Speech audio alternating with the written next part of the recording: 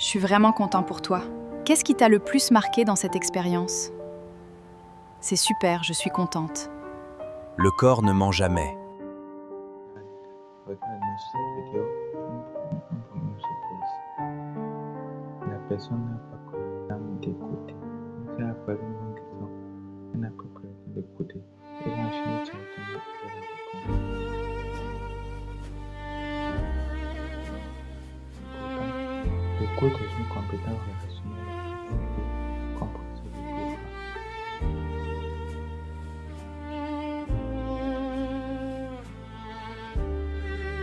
Le statut 93% des interactions humaines non verbales durent méridien et l'écoute passe donc aussi par le corps. Il faut prendre le temps d'écouter la personne et de l'observer de l'observer. En fait, il faut distinguer plusieurs niveaux d'écoute.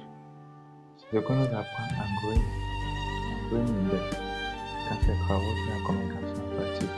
Il affirme que la plupart des gens disent que la valeur relationnelle est plus importante pour eux est d'être écoutés et compris. D'abord, il faut une situation compliquée. Une situation où vous sentez que votre cœur est parfait. Si vous sentez que vous fois machine happy, à vous écouter, votre palais, ne posez pas de questions.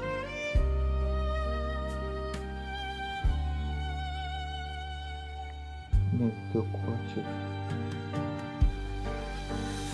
au niveau d'écoute?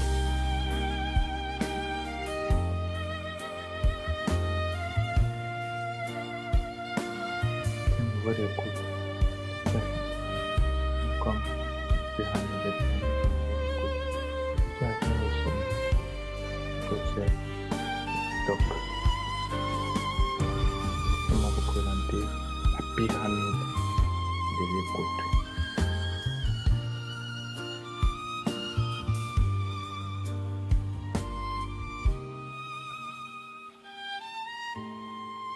Première partie, on a l'écoute passive. On entend les mots sans s'engager. En fait, c'est tout pour le sens. L'oreille, on écoute, mais on ne s'engage pas. On comprend ce qui est dit, mais on ne fait rien pour soutenir la personne.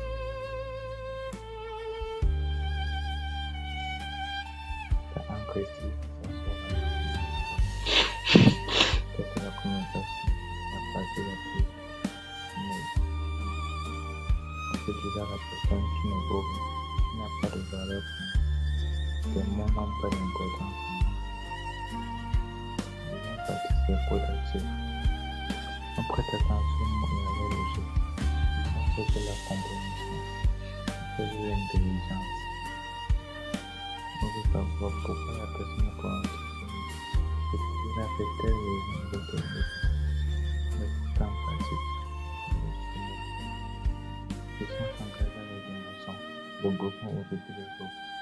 Et ça permet d'avoir un lien plus profond avec la personne.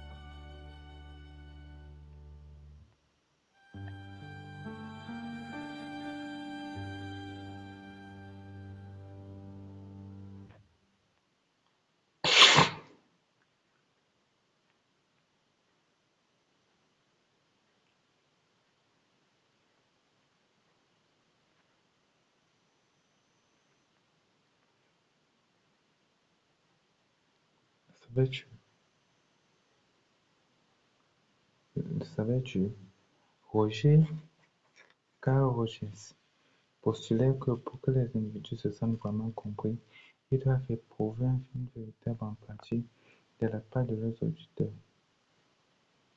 Cette empathie passe par le fait d'écouter attentivement la personne, d'avoir une écoute active et empathique. Il faut pas juger la logique des mots, mais aussi ce que cela laisse se poser sur le côté émotionnel de la personne, sur ses relations avec les autres, sur sa fragilité humaine, sur son humanité.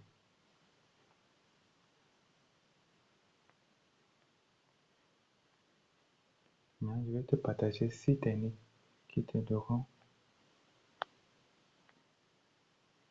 à avoir une écoute empathique. Es-tu prêt? Voici les 6 techniques à savoir. Premièrement, la paraphrase. Prends le temps d'écouter et dès que la personne parle, tu essaies de traduire tes propres thèmes, puis tu reformules. Par exemple, tu dis, ah, aujourd'hui, il fait beau.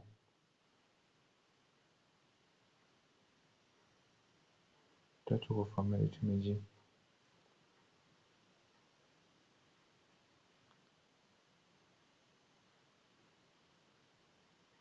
le temps est favorable. C'est un temps favorable. Que pouvons-nous faire durant ce temps? Je vois, je comprends que tu as saisi l'information première que je t'ai renvoyée. Puis je passe à la validation de mes émotions. Je redis ma phrase. Le temps est beau.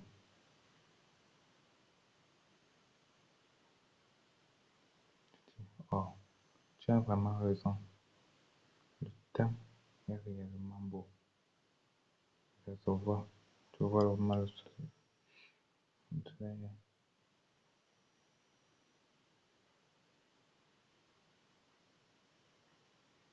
est bien étourdi. Je suis stressé. Je ne sais pas comment faire. J'ai tellement de projets, je ne sais pas quoi accomplir maintenant. Tu me tapes sur les épaules et tu me dis, je vois que tu es stressé. Ça va aller, beaucoup de courage. Là, tu valides mon émotion. Dans certaines émotions,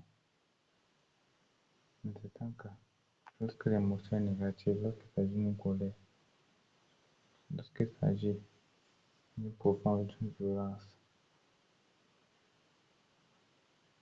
les propos haineux, valider l'émotion ne veut pas toujours dire accepter cette émotion. C'est comprendre la personne. Le langage corporel, ça se passe par des acquiescements. On peut secouer la tête, se regarder dans les yeux et même tapoter. Une autre chose que tu peux faire pour montrer à une personne que tu t'écoutes attentivement, c'est éviter de scroller lorsque tu parles.